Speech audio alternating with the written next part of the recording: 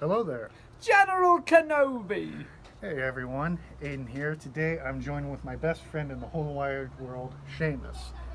So today we wanted to do a special video. We want to talk to you about JoJo's Bizarre Adventure. The first part, it's called Phantom Blood. It was originally published in Weekly Shonen Jump magazine in 1986. It was written and drawn by a man named Hirohiko Araki. This is my first time doing a Japanese comic on the show, so I thought, why not make a whole spectacle out of it? Hence, Seamus joining us, and we're at Seamus's house. So, what do you know about JoJo, Seamus? Well, I don't know a lot. Aiden briefly showed me a couple pages from the book, A Comic Today, and I thought the artwork was really cool, and I'm definitely going to be checking it out. Oh yeah, I would definitely recommend that you read it. You can borrow my copy. So, also, a couple of our friends have seen the show adaptation of it, and that's also a really good anime that I would recommend that you watch. The voice acting for the Japanese part is really good. Some of the English actors are kind of iffy, but it really depends on your preference. I know that there's a whole debate amongst anime fans where it's dub versus sub. Some say sub is better, others say dub. I like to go back and forth to see how each actor does in the different versions. But going into the story of JoJo, it takes place during Victorian England, mainly in the 1880s, and it revolves around a young nobleman named Jonathan Joestar, who is nicknamed JoJo, hence the title. And Jojo is this kind young man who wants to be a gentleman, and he is very active physically and mentally. He's a smart young man, and he's very physically fit. He plays a lot of rugby and football, European football, not American one. And he is the son of a nobleman named Lord George Joestar, who gains possession of this mysterious stone mask which was forged in the Aztec Empire before the Spanish arrived. And Jojo's mother, Mary, I believe is her name, dies protecting Jojo during a crash in their carriage because they were coming home from London with the mask, and it was raining and the carriage crashes. She dies protecting her son. And Lord Joestar is devastated, obviously, but he's happy that his son survived.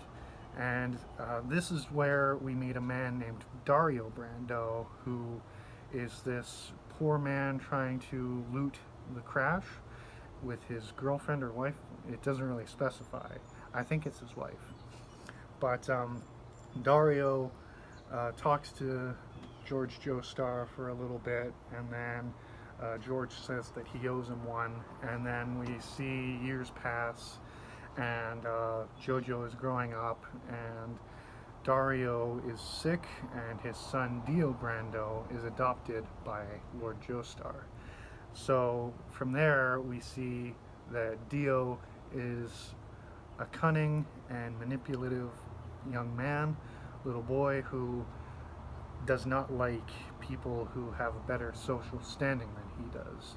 So he grows to hate Jonathan even without knowing him. And we see Dario die, and then we see Dio come to the Joestar family home, and we see Dio doing evil things. He beats up Jojo, he murders Jojo's dog. I mean, we both have dogs, so we know that that's not cool, man. Absolutely not. And then we see Dio kiss Jojo's girl, Erina, which also not cool. You know what that's Can't like, do that. man. Well, actually, we don't know what that's like, but we know it's not cool. But yeah, Dio's just a bastard. He's a evil, evil boy. And Jojo finally gets tired of Dio's shit, and he beats him up. And his father, George, is like, "That's enough, boy. Stop your roughhousing." And Dio starts to excel at school, and he's doing better than Jojo, and he's, just being a main antagonist, really. And then we see a few years pass. They've just graduated high school, and it seems like they've got a better relationship than before. They're acting all cordial and friendly. They're playing rugby together, and it seems like things are looking up. But we learn that Dio is actually poisoning JoJo's father with this poison that he got from a Chinese vendor in London. And JoJo finds out, and obviously he's outraged, and he goes to London to learn the truth. And he is attacked by this gang of thugs, one of whom is this man named Robert E.O. Speedwagon, who is named after the band REO Speedwagon. One thing that you should know about JoJo, Seamus, is that a lot of characters and locations are named after popular music groups or musicians. Okay. And so REO Speedwagon is the namesake of Robert E.O. Speedwagon.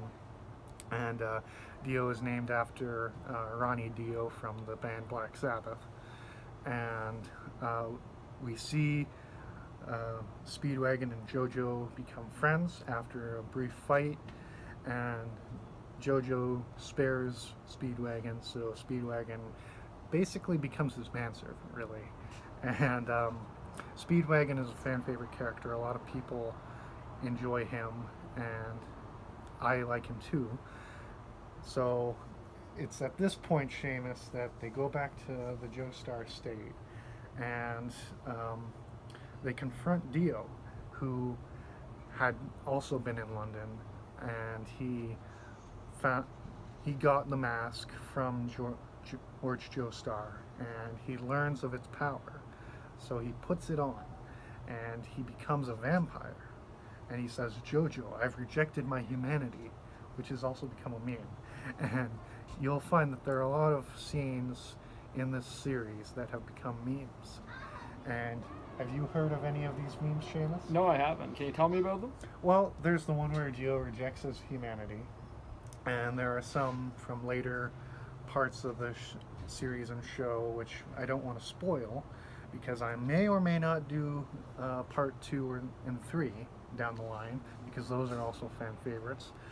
But from season 1, we see I've rejected my humanity, and there's one part where Dio, in his vampiric form, is fighting JoJo in the Joestar estate, and the house is set ablaze, and he's like, "Goodbye, JoJo," and he pushes him into the fire. He's like, "Ah!" And there are a few other memes. Maybe we'll share some in the post-production. And after he pushes JoJo into the fire, JoJo gets stabbed in the arm, and he's not doing so well. Speedwagon is trying to help, but he can't, because Dio is more powerful with his vampiric powers. JoJo just barely manages to survive because of his skills as a boxer. But then we see a few days later, Erina, JoJo's girl, is nursing him back to health, and they reconnect after a few years of being apart. And because Dio kissed her, and then she stayed away from JoJo for a couple of years, but then they reconnect as she nurses him back to health. And then they're going on a walk, and we meet this man named Baron William Zeppeli, who is named after Led Zeppelin. And he's this Italian aristocrat who is visiting England because he too has knowledge of this stone mask, and his aim is to destroy it. So he finds out about JoJo, and he meets JoJo on his walk with Erina, and he offers to train JoJo to stop Dio, because Dio has machinations to dominate the world and turn everyone into his slaves. And so they go and train, and Speedwagon comes with them. He doesn't do much, but he's there for moral support. And from there, we see them go to this little town, and there's a castle nearby, which is where Dio is holed up. And he's guarded by these 2 knights who in life served Mary, Queen of Scots. And Dio uses his powers to bring them back. So what do you think so far, Seamus? I think it sounds awesome. Yeah, it's a really good story. It's well written. We both like the artwork. It looks really good. It was both written and drawn by Araki, and I think he's a very talented man. What do you think? Absolutely. I think that they're very detailed. Exactly. And so from there, we see JoJo fight these two knights, and Zappelli helps. And there's one named Bruford, who's named after the drummer of the band Yes. And we also meet this young boy named Paco, who is a local boy, and he tries to help them get into the castle. And the other knight is a guy named Tarkus, who is this evil, conniving bastard like Dio, a match made in heaven, really, or hell. So we see JoJo and Zappelli fight Bruford, and they manage to redeem him. And Bruford gives JoJo his sword. And Paco is taken hostage with his older sister by Tarkus, and they have to save them. But sadly, Zappelli dies in the fight.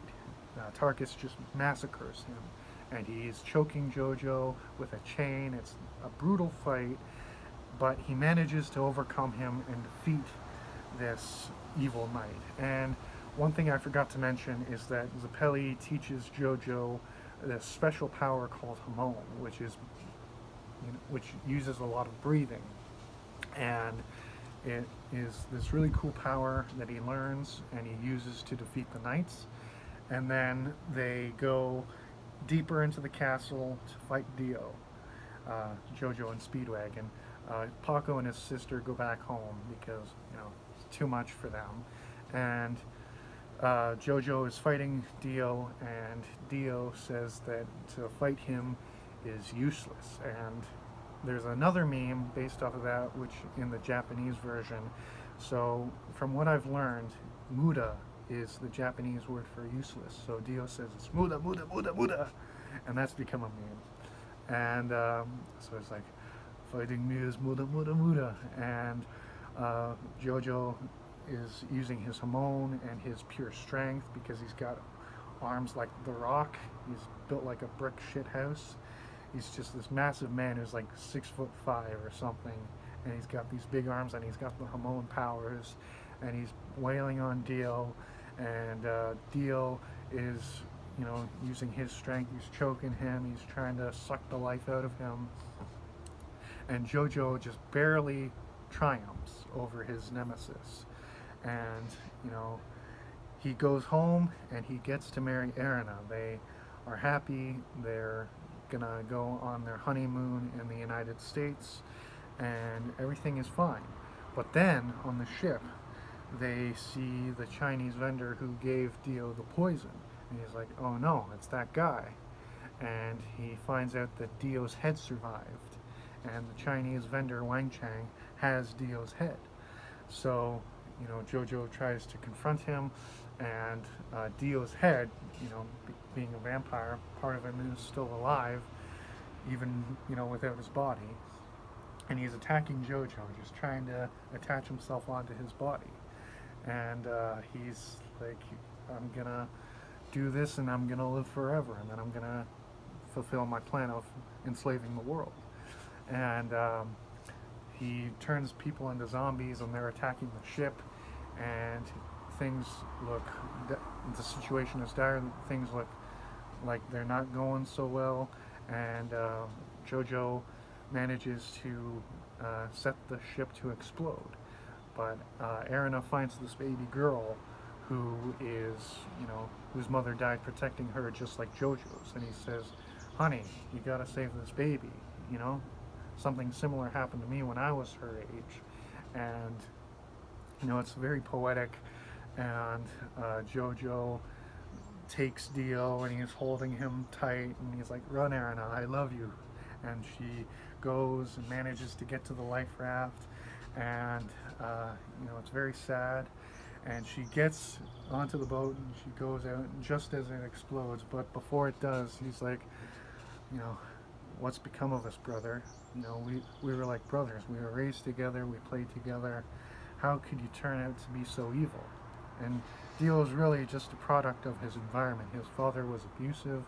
His mother died. He didn't really have any positive influences in his life.